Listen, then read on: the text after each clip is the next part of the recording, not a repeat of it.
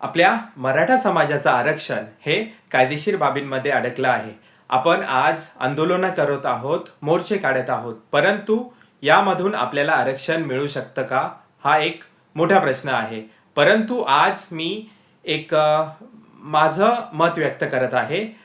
आपल्या भारतीय संसदेमधला आपल्या भारतीय संविधानाच्या 342 अनुच्छेद 342(2) यामध्ये आपल्या संसदेला काही अधिकार देण्यात आलेले आहेत.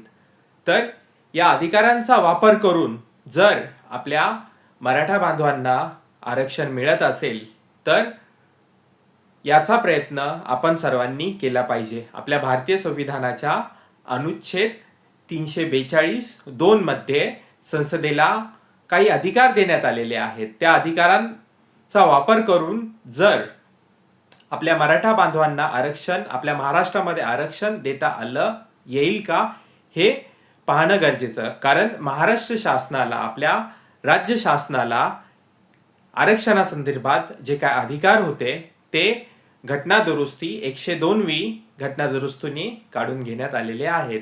भारताचे राष्ट्रपती आणि 342 अनुच्छेद आर्टिकल 342(2) हे आपल्या भारतीय संविधानाचं जे आहे हे आरक्षणासंदर्भात काही अधिकार संसदेला देतात. तर आपल्या भारतीय संसदेने या संदर्भात दखल घ्यावी.